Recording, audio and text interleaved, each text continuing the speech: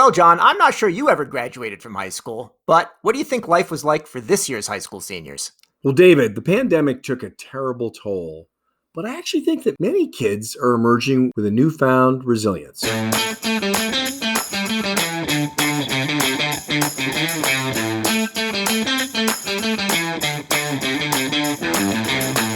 Welcome to CareTalk, America's home for incisive debate about healthcare business and policy. I'm David Williams, president of Health Business Group. And I'm John Driscoll, the CEO of CareCentrix. Well, John, teen dreams. How did teens react to the pandemic when it started? We've been so focused on the older folks. What was it like for the teens? I think it was brutal. Look, this has been a really hard year for everyone, particularly in that first phase, life interrupted. And I can't imagine, when you were a teenager, you wanted to spend all your time with your parents. But at least for most of us, we actually wanted to spend as little time at home as possible. But I don't think it was necessarily all bad for kids.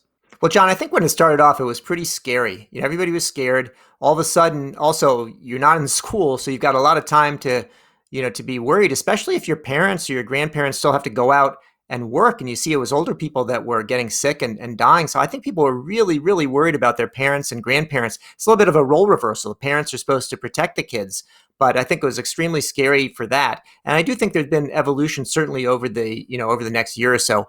Obviously, we hear a lot about anxiety and mental health. That's real from social isolation. People worried about, certainly, especially for people where food insecurity is an issue, where parents might not be healthy. And then we talk about social media and some of the challenges there. It definitely warps the sense of your normal social interactions when you're not seeing people at all. So those are some of the challenges.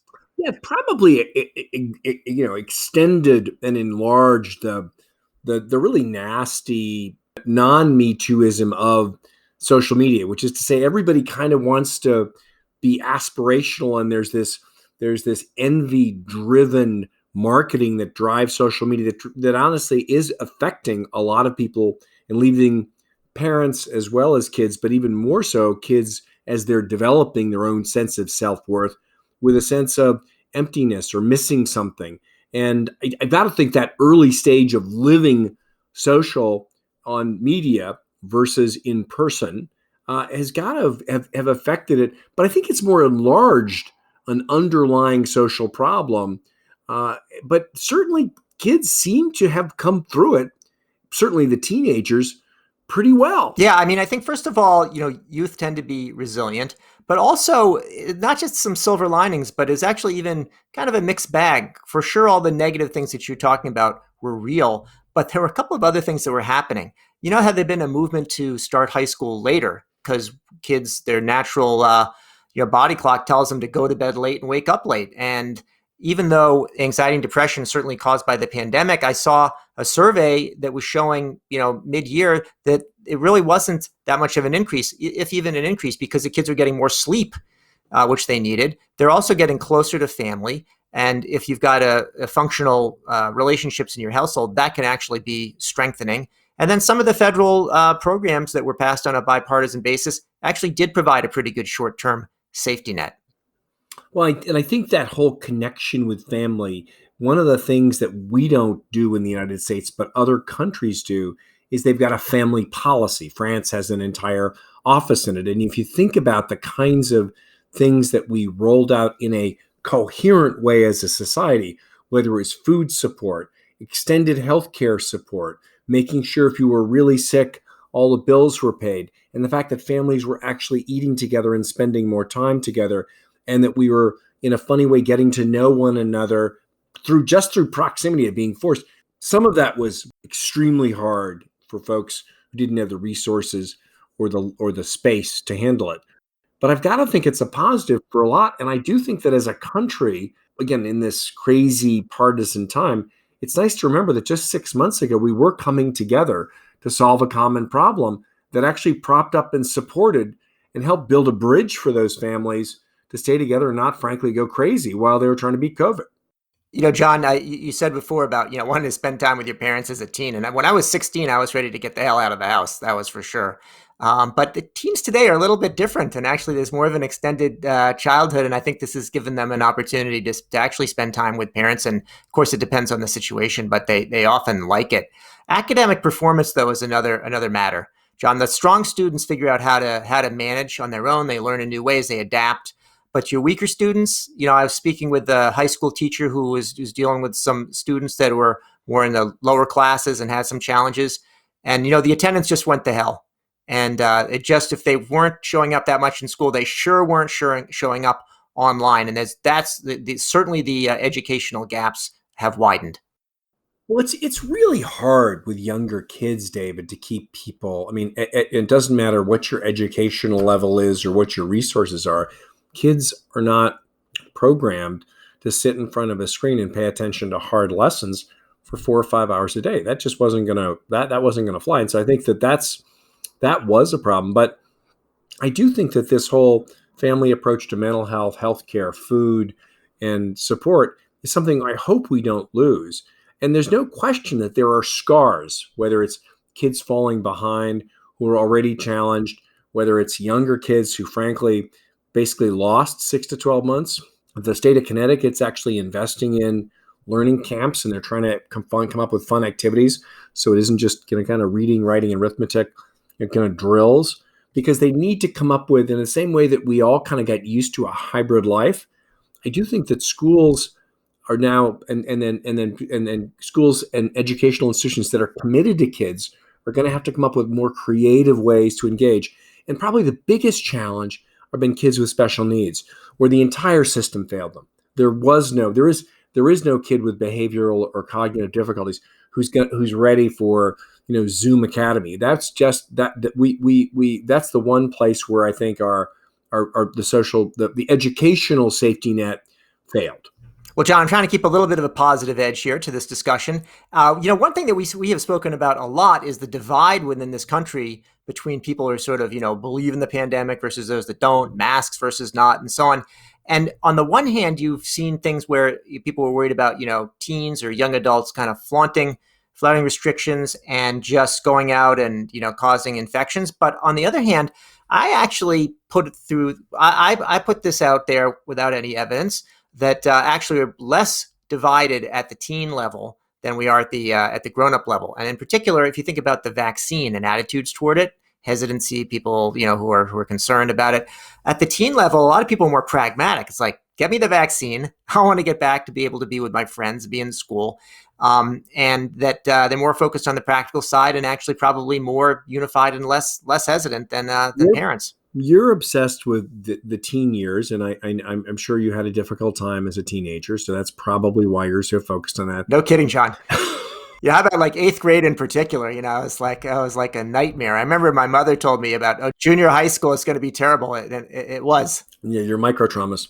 I think one of the things that's sort of interesting when you look back at the lessons is there was a great desire in a lot of parts of the country. Well, we're not going to send kids to school because schools will be super spreaders. There is no evidence that keeping schools open was a spreading event. And part of it, a big part of it, is kids were incredibly compliant to hand washing, to mask wearing, to social distancing. Honestly, the kids were much better than the adults at every level, literally from elementary school through high school.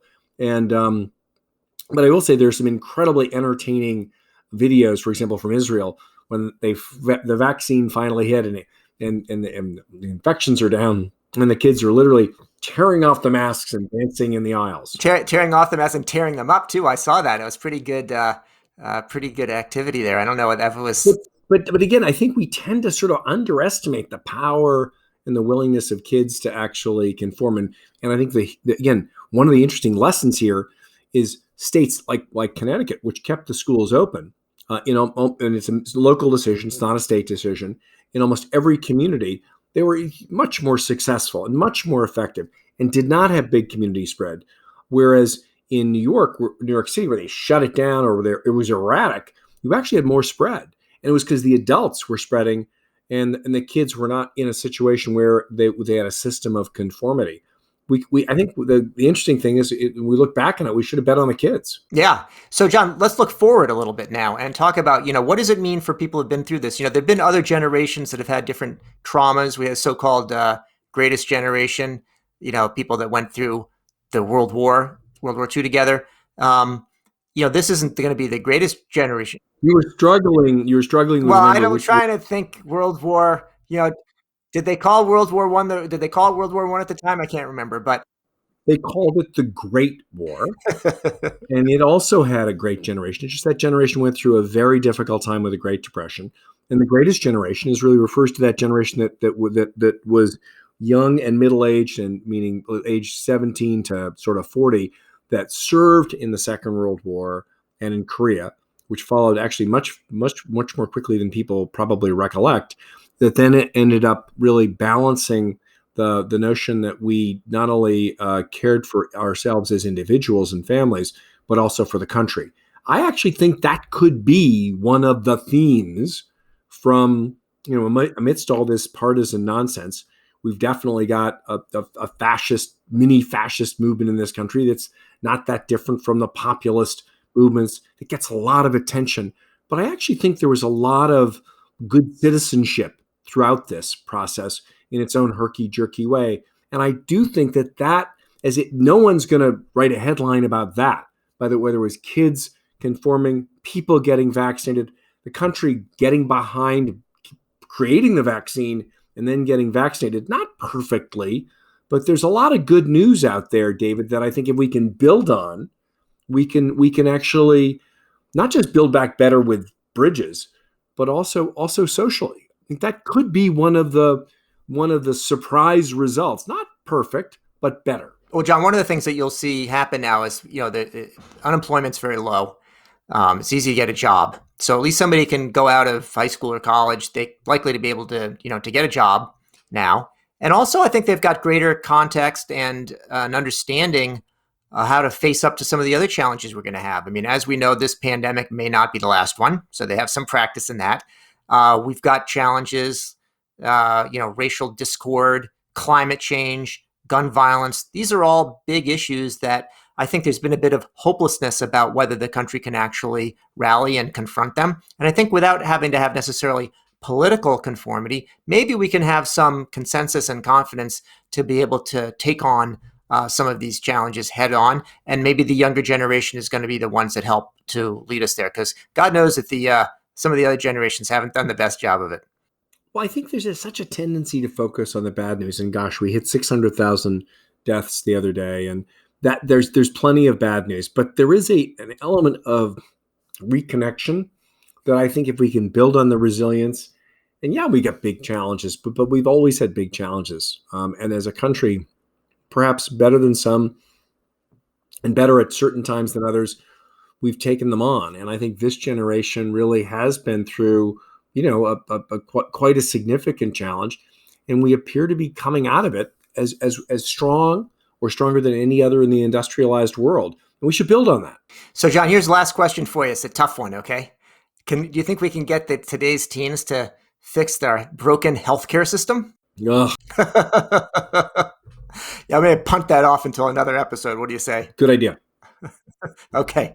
Well, then, that's it for yet another edition of CareTalk. I'm David Williams, president of Health Business Group. And I'm John Driscoll, the CEO of CareCentrix. If you liked what you heard or didn't, please subscribe. Tell us what you think.